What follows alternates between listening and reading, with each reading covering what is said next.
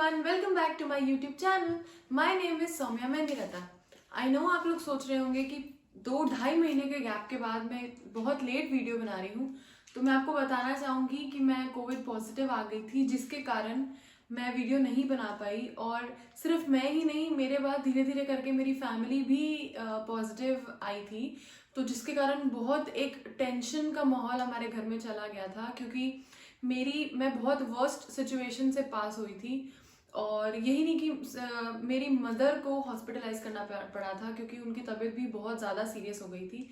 तो इस चक्कर में मैं इन सब चीज़ों में ही उलझी रही और मैं वीडियो नहीं बना पाई चाह कर भी. तो आज जब सब कुछ बहुत अच्छा हो गया है भगवान की दया से, और मैंने सोचा कि मैं क्यों ना अपने पैशन को वापस कंटिन्यू करती हूँ. और जो स्टूडेंट्स बच्चे मेरा वेट कर रहे हैं वीडियो के लिए, पढ़ाई आगे करने के लिए, उनको भी मैं पढ़ाने का वापस अवसर शुरू करती हूँ. तो इसीलिए आज मैं एक नए चैप्टर की वीडियो लेकर आई हूँ, जो चैप्टर नंबर 2 है, sexual reproduction in flowering plants, class 12th का मैं वो लेकर आई हूँ. जेनेटिक्स वाला चैप्टर हम कर रहे थे, उसके सिर्फ डिजीजेस रह गए हैं, वो मैं आने वाली वीडियोस में आपको दे दूंगी. बट अभी हम चैप्टर 2 शुरू कर रहे हैं, तो बने रहिएगा मेरे चैनल पर एंड तक. और स्टार्ट आज कर देते हैं. लेट्स सी हम कहाँ तक जा पाएंगे. So let's start with the video. Okay, so आप देख सकते हैं मेरे पीछे मैंने एक बेसिक सा भी इंट्रोडक्शन दिया है चैप्टर 2 का, क्लास 12th का जो है. फर्स्ट चैप्टर में इसलिए नहीं करा रही क्योंकि अभी तक के सिलेबस के हिसाब से फर्स्ट चैप्टर जो है उसे एक्सक्लूड कर दिया है सिलेबस से गवर्नमेंट ने. तो इसलिए फर्स्ट चैप्टर कवर नहीं कर रहे, तो वो बाद में करेंगे. फिलहाल अभी जो बहुत इंपॉर्टेंट चैप्टर्स हैं मैं आपको वही पढ़ा देती हूँ. सबसे पहले शुरू करते हैं एंजियोस्पर्मिक प्लांट्स के बारे में. आपने 11th में बहुत सारे प्लांट्स के बारे में पढ़ा है. जैसे आपने पूरे 5 किंगडम क्लासिफिकेशन आरएच विटेकर का पढ़ा था, तो उसमें एक प्लांटिंग में जाकर आगे एंजियोस्पर्म प्लांट्स भी थे. ठीक है, तो एंजियोस्पर्मिक प्लांट्स क्या होते हैं ये आपको मैं आज नहीं बताऊंगी, ये आप ऑलरेडी 11th क्लास में पढ़कर आए हैं. ठीक है, एंड इतना आपको बताऊंगी कि आपको भी पता है कि एंजियोस्पर्मिक प्लांट्स हैं वो स्पोरोफिटिक होते हैं, मतलब कि डिप्लॉयड नंबर ऑफ क्रोमोसोम्स उसमें सेट जो है वो प्रेजेंट होता है. तो जो स्पोरोफिटिक है उसमें 2 पार्ट्स होते हैं एंजियोस्पर्मिक प्लांट्स के. एक होते हैं वेजिटेटिव पार्ट्स और एक होते हैं रिप्रोडक्टिव पार्ट्स. हमें पता है हर प्लांट में वेजिटेटिव और रिप्रोडक्टिव पार्ट्स दोनों प्रेजेंट होते हैं. ओके, वेजिटेटिव पार्ट्स आप खुद ही देख सकते हैं, रूट, स्टेम्स और लीव्स, ये मिलाकर वेजिटेटिव पार्ट्स बनाते हैं. रूट्स जो है आगे जाके रूट सिस्टम बना देते हैं, और स्टेम्स और लीव्स ब्रांचेस के साथ मिलकर शूट सिस्टम का फॉर्मेशन करते हैं. ये बहुत एक बेसिक चीज है, बट मैं आपको एक बार चैप्टर शुरू करने से पहले बता रही हूँ. ओके, अब आते हैं रिप्रोडक्टिव पार्ट्स. रिप्रोडक्टिव पार्ट्स में एक फ्लावर होता है जो प्लांट का, सिर्फ वही मेन जो है वो रिप्रोडक्टिव पार्ट कहलाया जाता है प्लांट्स के.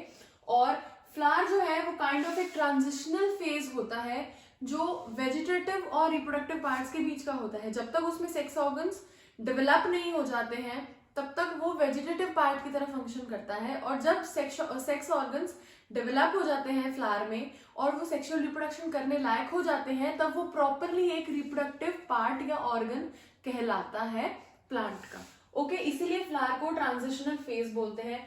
फ्लावर का दूसरा नाम हमने मॉडिफाइड शूट भी बोला है, क्योंकि ये शूट सिस्टम का ही पार्ट है.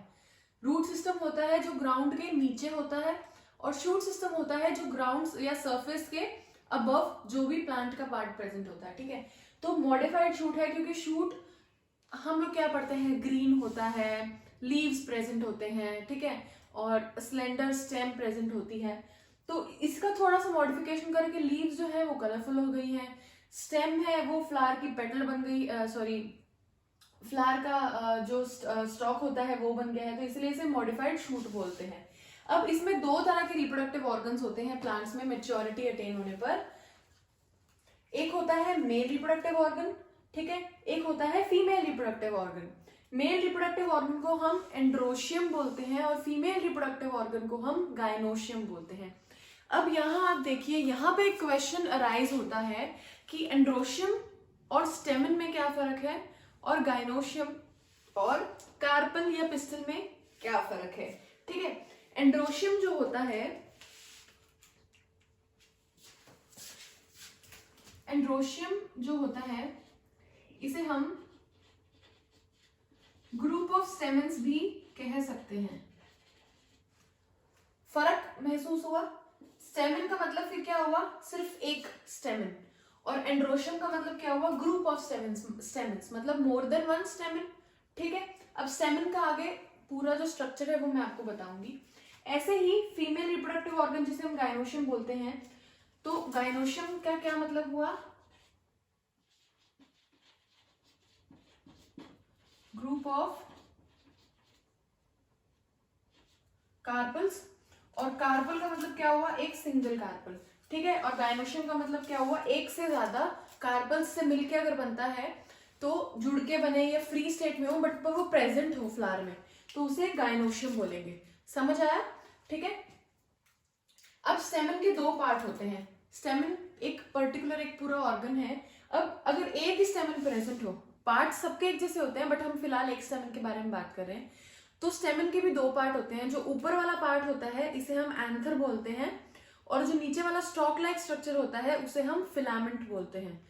ठीक है, एंथर और फिलामेंट, ये इस पूरे को हम स्टेमन बोलेंगे, इसको एंथर बोलेंगे, इसको हम फिलामेंट बोलेंगे, इस पूरे को स्टेमन बोलेंगे। ऐसे ही कार्पल, एक कार्पल की अगर हम बात करें तो इसके तीन पार्ट्स होते हैं, स्टिग्मा, स्टाइल एंड ओवरी। ये ऊपर वाला जो पार्ट है, जो रिसेप्टिव पार्ट है, इसे हम स्टिग्मा बोलेंगे। ये लॉन्ग स्टॉक लाइक स्ट्रक्चर जो है इसे हम स्टाइल बोलेंगे, और ये नीचे वाला जो पार्ट है इसे हम ओवरी बोलेंगे। ये पूरा तीन पार्ट्स मिला के एक कार्पल या एक पिस्टल बनाता है। समझ आया? और ऐसे ही बहुत सारे कार्पल्स या पिस्टल्स प्रेजेंट हो तो इनको हम मिला के गायनोशियम बोलेंगे। अब यहाँ पे आप कंफ्यूज बिल्कुल कभी भी मत होइएगा। जब भी क्वेश्चन आए एंड्रोशियम क्या होता है, गायनोशियम क्या होता है, तो सिंपली हमें लिखना है group of stamens is known as androecium and group of carpels और pistil is known as gynoecium. ठीक है, अब आगे बढ़ते हैं। यहाँ पे आप देख सकते हैं मैंने फ्लावर का स्ट्रक्चर बनाया है, एलएस ऑफ फ्लावर बनाया है, लॉन्गिट्यूडनल सेक्शन बनाया है। ठीक है, बहुत टाइप के सेक्शंस होते हैं। कभी एक वीडियो में मैं आपको उन पर्टिकुलर सारे सेक्शंस के बारे में भी बताऊंगी कि कौन कौन से होते हैं, बट फिलहाल मैंने ये लॉन्गिट्यूडनल सेक्शन बनाया है। लॉन्गिट्यूडनली इसको फ्लावर को हम कट करते हैं तो क्या दिखेगा। अब आप देख सकते हैं हमने स्टेमन के बारे में पढ़ा था, तो स्टेमन के दो पार्ट्स थे, एंथर और फिलामेंट। तो मतलब ये एक स्टेमन है, थोड़ा बड़ा बना के दिखा देती हूँ।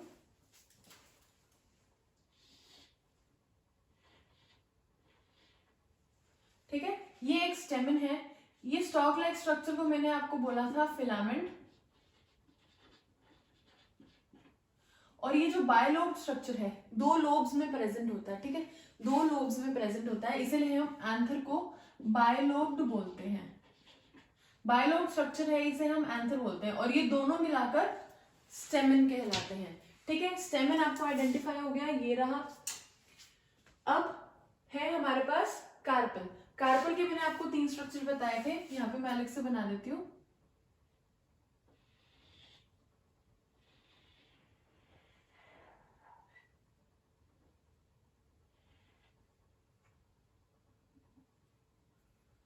ये रिसेप्टिव पार्ट को मैंने स्टिग्मा बोला था,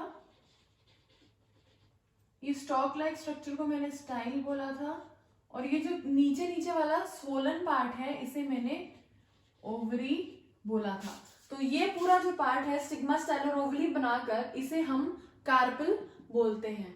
ओके, इसके अलावा अब जो आप कलरफुल पार्ट देखते हैं, एक फ्लावर है वो चारों ओर कलरफुल लीव्स से कवर्ड होता है, उसे हम बोलते हैं पेटल। और जो साइड में कुछ ग्रीन लीव्स होती हैं कुछ एक फ्लावर्स में, उन्हें हम सेपल बोलते हैं। और जो सबसे नीचे स्वोलन पार्ट होता है जिसपे फ्लावर अटैच्ड होता है और सारे फ्लावर के पार्ट्स अटैच्ड होते हैं, उसको हम थैलेमस बोलते हैं। ठीक है, तो अगर क्वेश्चन आता है कभी कभी एक दो नंबर का क्वेश्चन आ जाता है कि ड्रॉ एलिस ऑफ फ्लावर या ड्रॉ स्ट्रक्चर ऑफ फ्लावर, ठीक है, और उसे आप एक्सप्लेन भी कर दीजिए। मतलब तो स्ट्रक्चर आपको ये बनाना है, L S of flower fully labelled होना चाहिए, अच्छे से लेबलिंग होनी चाहिए, ये नहीं कि एक कहीं पे एक कहीं पे। मतलब मैंने बहुत से स्टूडेंट्स के देखी है लेबलिंग बहुत घुचू मुचू करके कर देते हैं, एक लेबलिंग यहाँ जा रही है, एक लेबलिंग यहाँ जा रही है। लेबलिंग करने का तरीका होता है सारी स्ट्रेट लाइन में एक ही साइड पे लेबलिंग करो, या तो इस साइड पे करो, इस साइड पे करो। अगर आप दोनों साइड पे कर रहे हो तो बहुत वेल लेबल्ड और नीट डायग्राम होना चाहिए, ठीक है। और इसके बाद आप उसके बारे में समझा सकते हैं कि फ्लावर के स्ट्रक्चर में क्या देखने को मिलता है। हमें स्टेमन देखने को मिलता है जिसके 2 पार्ट्स होते हैं, और कार्पल देखने को मिलती है जो सेंटर में मोस्टली होती है और इसके 3 पार्ट्स होते हैं। कलरफुल लीफ लाइक स्ट्रक्चर जो है, जो फ्लावर को चारों ओर से सराउंड करके रखता है, उसे हम पेटल बोलते हैं। और जो ग्रीन लीव्स जो है वो साइड में होती है, उन्हें सेपल बोलते हैं। और जो स्वोलन पार्ट पे जिसपे फ्लावर टिका होता है उसे हम थैलेमस बोलते हैं। इसके अलावा एक और चीज आप लिख सकते हैं, मैं ये मिटा देती हूँ।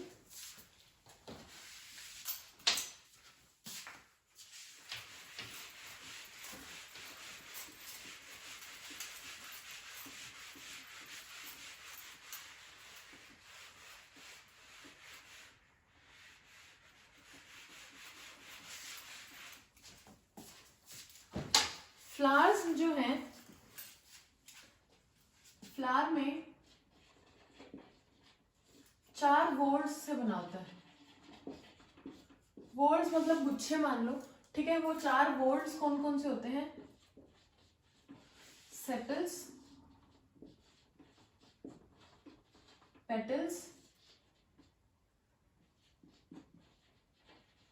स्टेमन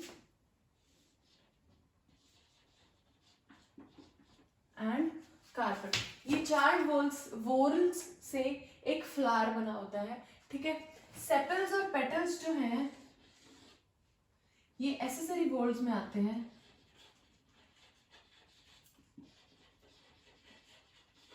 एसेसरी वोल्स मतलब जो काइंड ऑफ सपोर्ट देते हैं, ये एक प्रोटेक्शन का काम प्रोवाइड करते हैं फ्लावर को, ठीक है। ये इतने ज्यादा नेसेसरी नहीं होते हैं। और स्टेमन और कार्पल जो है वो रिप्रोडक्टिव वोल्स में आते हैं या नेसेसरी वोल्स में आते हैं।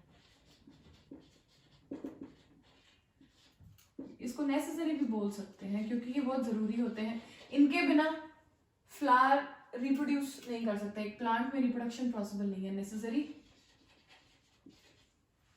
वोल्स, ठीक है। रिप्रोडक्टिव या नेसेसरी वोल्स बोलेंगे हम स्टेमन और कार्पल को। ये भी आप अगर क्वेश्चन इन केस आता है कि फ्लावर के स्ट्रक्चर को जो है डिस्क्राइब करो, तो उसमें आप ये लिख सकते हो कि एसेसरी वोल्स कौन कौन से हैं और रिप्रोडक्टिव वोल्स या नेसेसरी वोल्स कौन कौन से हैं। और फ्लावर जो है वो टोटल 4 वोल्स से मिलकर बना है। ये चारों नाम कभी मत भूलना, ठीक है। ये यहाँ तक बेसिक जो था वो आपको एक स्टार्टिंग बताई थी कि एंजियोस्पर्मिक प्लांट्स हैं, उनमें कौन कौन से पार्ट्स होते हैं। रिप्रोडक्टिव पार्ट्स होते हैं और वेजिटेटिव पार्ट्स होते हैं। वेजिटेटिव पार्ट्स का कोई एज सच रोल अभी इस चैप्टर में नहीं है, वो आप ऑलरेडी 11th क्लास में पढ़ के आए हो मॉर्फोलॉजी और एनाटॉमी वाले चैप्टर में। और इसमें हम सिर्फ सेक्सुअल रिप्रोडक्शन के बारे में बात करते हैं, करना है हमें, तो इसलिए हम सिर्फ रिप्रोडक्टिव पार्ट्स के बारे में ही पढ़ेंगे, जो कि है फ्लावर। और फ्लावर के अंदर कौन कौन से स्ट्रक्चर्स हैं उसको हम इलैबोरेट करके उसकी स्टडी करेंगे, ठीक है। तो हम सबसे पहले आप शुरू करते हैं स्टेमन के बारे में। स्टेमन, ये मैंने यहाँ ड्राइंग बना रखी है। स्टेमन के पूरे स्ट्रक्चर के बारे में हम अच्छे से मैं आपको एक्सप्लेन कर देती हूँ। एक एक करके हम पढ़ेंगे। पहले स्टेमन की पूरी स्ट्रक्चर पढ़ेंगे, उसके अंदर के स्ट्रक्चर्स के बारे में पढ़ेंगे, फिर उनमें आगे गैमेटोजेनेसिस कैसे होता है, क्योंकि ये ह्यूमंस में भी होता है ना। हमारे रिप्रोडक्टिव ऑर्गन्स हैं, जैसे मेल में मेल रिप्रोडक्टिव ऑर्गन होता है, फीमेल में फीमेल रिप्रोडक्टिव ऑर्गन होता है। अब उसमें भी खाली रिप्रोडक्टिव ऑर्गन, मेन फंक्शन क्या होता है रिप्रोडक्टिव ऑर्गन का, कि वो गैमेट्स प्रोड्यूस करते हैं। और वो जब गैमेट्स फ्यूज होते हैं, फर्टिलाइजेशन होता है, तभी एक नया जो ऑफस्प्रिंग है, जो न्यू जनरेशन है, उसका फॉर्मेशन होता है। तो प्लांट्स में भी यही होता है। मेल रिप्रोडक्टिव ऑर्गन में जो स्टेमन है हमारे पास, इसमें भी हम एक एक स्ट्रक्चर के बारे में पढ़ेंगे। गैमेट्स का फॉर्मेशन कहाँ पर हो रहा है, कैसे हो रहा है, ये सब चीजों के बारे में हम डिटेल स्टडी करेंगे। उसके बाद हम फीमेल रिप्रोडक्टिव ऑर्गन पर जाएंगे, उसमें भी पूरे ऑर्गन के एक एक स्ट्रक्चर को अलग से हम लोग पढ़ेंगे। और फिर गैमेट का फॉर्मेशन कहाँ हो रहा है, कैसे हो रहा है, वो पढ़ेंगे। उसके बाद हम फर्टिलाइजेशन का प्रोसेस पढ़ेंगे, फिर पोस्ट फर्टिलाइजेशन इवेंट्स पढ़ेंगे, एम्ब्रियो कैसे बनता है, कैसे वो डेवलप होता है, और उसके बाद नया प्लांट बन जाता है, ठीक है। तो ये पूरा चैप्टर काफी लंबा जाने वाला है। आप मेरे वीडियो पे और चैनल पे बने रहिए, और अगर आपको मेरी वीडियोस पसंद आ रही है तो सब्सक्राइब जरूर करिए अगर आपने अभी तक नहीं किया है। Okay, so let's start with the structure of स्टेमन in flower. यहाँ पे मेरे राइट साइड, लेफ्ट साइड में आप देख सकते हैं, मेरे लेफ्ट साइड में कि मैंने स्टेमन का स्ट्रक्चर बनाया है। मैं आपको ऑलरेडी पहले बता चुकी हूँ कि स्टेमन जो है वो एंथर, जो कि बाइलोब्ड है, 2 लोब्स हैं, यहाँ पे क्लियर कट दिखाई दे रहा है, और एक स्टॉक लाइक स्ट्रक्चर जिसे फिलामेंट बोलते हैं उससे बना होता है। अब अगर इसको हम खोल कर देखते हैं, उससे पहले हम बताते हैं कोई भी चीज अगर किसी से अटैच्ड है, ठीक है, ये बाइलोब्ड है, ठीक है, अगर कोई भी चीज किसी से अटैच्ड है तो कहीं पर वो गांठ बंधी होती है जहां पे वो उसका अटैचमेंट दूसरी चीज से है। ऐसे ही स्टेमन में है फिलामेंट और एंथर, फिलामेंट एंथर पे जाके जुड़ रहा है, आप वहां देख सकते हैं। तो ऐसा तो नहीं है कि वो वहां पे सीधा चिपक गया, वो चिपकने वाली जगह भी तो होती है जहां पे वो अटैच हुआ है। तो अगर सपोज ये अब नीचे तो है नहीं, अगर ये नीचे भी है तो बलून है अगर, तो यहाँ पे अटैचमेंट होती है, ठीक है। अगर हमने ये एंथर बनाया,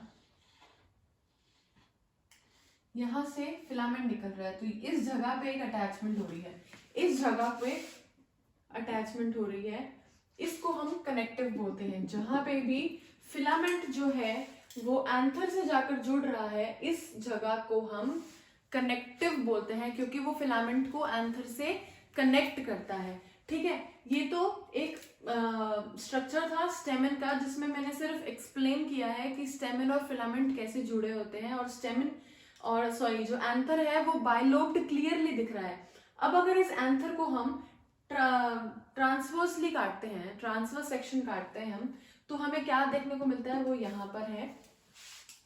टीएस ऑफ एंथर मैंने ड्रॉ कर रखा है, ठीक है। इसमें क्या है, बाइलोब्ड है,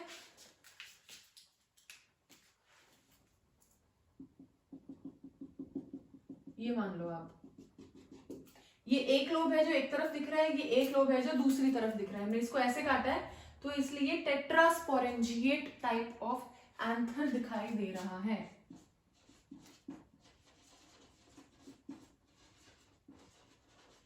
टेट्रास्पोरेंजिएट, ठीक है। या फिर हम इसे बाइलोब्ड एंथर भी, 2 लोब्स हैं, पर लोब में 2 स्पोरेंजिया हैं।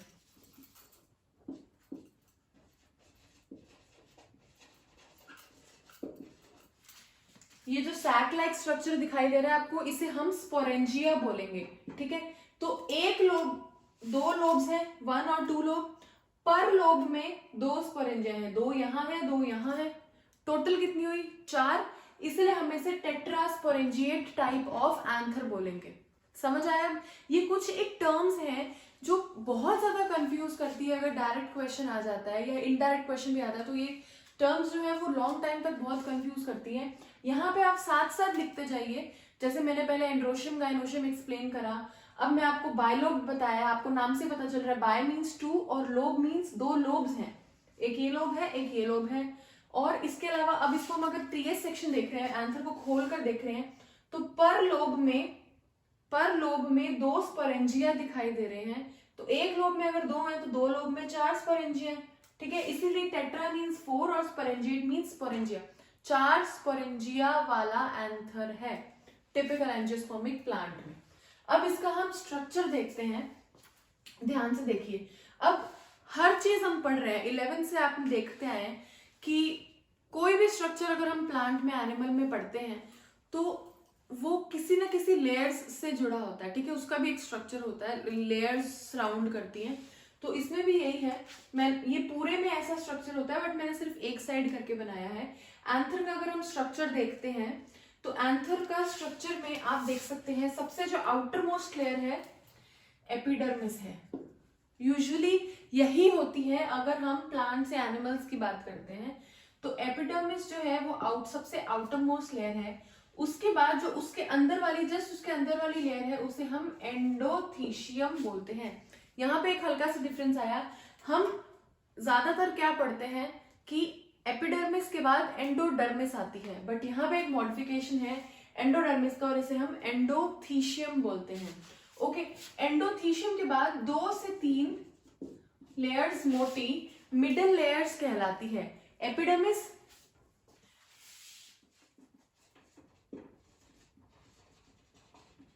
ये सिंगल लेयर्ड होती है, उसके बाद उसके अंदर है एंडोथीशियम प्रेजेंट होती है, ये भी सिंगल लेयर होती है। इसके बाद अंदर मिडल लेयर्स प्रेजेंट होती हैं, बीच में प्रेजेंट है तो इसीलिए मिडल लेयर्स। ये 2 से 3 लेयर मोटी होती है, ये याद रखिएगा। ये क्वेश्चन इनडायरेक्ट फॉर्म में अगर आप नीट का एग्जाम देते हैं, पीएमटी का मतलब मेडिकल से रिलेटेड कोई भी अगर एग्जाम देते हैं तो उसमें ज्यादातर एमसीक्यूज में आ जाता है कि मिडल लेयर्स कितनी लेयर्स थिक होती है, तो 2 to 3 लेयर थिक होती है। उसके बाद जो उसके सबसे इनर मोस्ट लेयर आती है वो आती है टैपेटम, और ये यूजुअली 1 लेयर थिक होती है। ठीक है, तो epidermis, endothecium, middle layers and tapetum.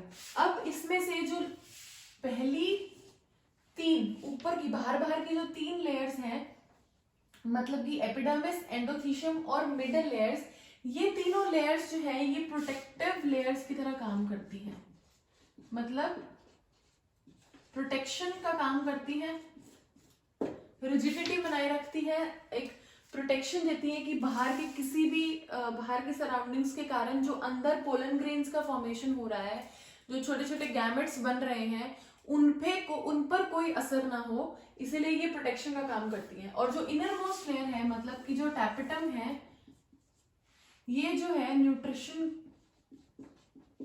Provide करती है, न्यूट्रिशनल लेयर है, ये न्यूट्रिशन प्रोवाइड करती है। ठीक है, तो टैपेटम पे बहुत क्वेश्चंस आते हैं, टैपेटम के टाइप्स बताओ, टैपेटम का फंक्शन बताओ, ये एक बहुत इलैबोरेट क्वेश्चन बनता है। और अगर कोई 12th के बाद, अगर कोई मेरे चैनल पे बीएससी का स्टूडेंट भी है जो बायो के बाद मतलब 12th मेडिकल के बाद अगर गया हो, तो उसको इस क्वेश्चन का इंपॉर्टेंस पता होगी, क्योंकि कॉलेज में भी अगर आपके पास ये आता है टॉपिक, और टैपेटम पे बहुत बड़ा 4 मार्क्स का क्वेश्चन आता है फॉर कॉलेज स्टूडेंट्स। बट अभी आपको ये पता, 12th के जो बच्चे हैं उनके लिए यही इनफ है कि टैपेटम जो है वो न्यूट्रिशनल लेयर होती है, मतलब जो स्पोरेंजिया में पोलन ग्रेन्स डेवलप हो रहे हैं, ठीक है, जो गैमेट्स डेवलप हो रहे हैं, उनको न्यूट्रिशन प्रोवाइड करने का काम टैपेटम करती है। और इसके 2 टाइप्स होते हैं, याद कर लीजिए, 2 टाइप के टैपेटम होता है, एक होता है सी टैपेटम, एक होता है पी टैपेटम। इतना भी कोई इतना रिक्वायर्ड है नहीं, बट एक नॉलेज होना चाहिए कि टैपेटम भी 2 टाइप का होता है, C tapetum and P tapetum. Okay, आगे बढ़ते हैं। अब ये तो लेयर्स की बात हो गई। अब ये जो बीच में आप सैक देख रहे हैं, जो गोल गोल चारों, ठीक है, इन सैक को हम पोलन सैक बोलते हैं। स्पोरेंजिया भी होता है, पोलन सैक बोलते हैं। क्यों? क्योंकि इन्हीं सैक के अंदर पोलन ग्रेन्स जो है वो प्रेजेंट होते हैं और वो डेवलप होते हैं। ठीक है, इसीलिए हम टैपेटम के अंदर जो सैक है उसे हम पोलन सैक बोलते हैं। और यहाँ पे आप देख सकते हैं कनेक्टिव में आपको ऑलरेडी बता चुकी हूँ कि फिलामेंट जो है एंथर के जिस स्पॉट पर कनेक्ट होता है, जहां से वो जुड़ता है एंथर के साथ, उस एरिया को कनेक्टिव बोलते हैं। और बहुत सारे पैरेंकाइमेटस, क्लेरेंकाइमेटस टिश्यूज सेल्स से मिलके बना होता है, तो यूजुअली ये डेड ही होता है, स्क्लेरेंकाइमेटस सेल्स होते हैं क्योंकि। ठीक है, ये था टीएस ऑफ एंथर, ये मैंने आपको अच्छे से एक्सप्लेन कर दिया। अगर टीएस ऑफ एंथर के बारे में आएगा तो आपको ये बताना है आगे डेवलपमेंट कैसे होगा एंथर का, उसमें एक अलग वीडियो बनाऊंगी और इसको भी और जूम करके दिखाऊंगी कि इसमें क्या क्या प्रेजेंट होता है, कौन से सेल्स डिवाइड होते हैं, फिर आगे वो क्या बनाते हैं। तो अभी तक ये सिर्फ बाहर का स्ट्रक्चर था। आई होप आपको समझ आ गया हो, और आगे की वीडियोस भी मैं आपको जल्दी ही दूंगी अब, क्योंकि बहुत ज़्यादा टाइम गैप आ गया है हमारे वीडियोस में। और आई नो जो बच्चे वेट कर रहे थे वीडियोस का, मेरे पास बहुत ही सारे मैसेजेस आए हैं रिगार्डिंग माय वीडियोस। सो मैं दिल से माफ़ी मांगना चाहूँगी कि मैं बहुत ज़्यादा गैप ला चुकी हूँ, बट कंडीशन ही कुछ ऐसी थी, आप समझ सकते हैं कि मैं उस कंडीशन में नहीं थी कि मैं वीडियोस बना सकती। बट अब मैं आपको जल्दी से जल्दी, जितना जल्दी हो सके, मैं आपको कोशिश करूँगी कि ये सारी वीडियोस प्रोवाइड करती रहूँ, क्योंकि आपके एग्जाम्स बहुत ही पास आ रहे हैं। So that's all for today's video. I hope आपको ये न्यू टॉपिक और न्यू चैप्टर की स्टार्टिंग अच्छी लगी हो और समझ आया हो। सबसे बड़ी बात यह है, अगर आपको यहाँ तक सब कुछ समझ आ गया हो तो लाइक का बटन जरूर दबा के जाएं। किसी को कोई भी डाउट हो तो कमेंट सेक्शन पे या मेरे इंस्टाग्राम हैंडल पे, मैं आपको इंस्टाग्राम हैंडल दे दूंगी उस पे, या फिर आप मुझे मेल भी कर सकते हैं कुछ भी डाउट पूछने के लिए। और ऐसे ही बने रहिए, सब्सक्राइब का बटन जरूर दबा के जाइएगा। That's all for today's video. Have a nice day and be safe.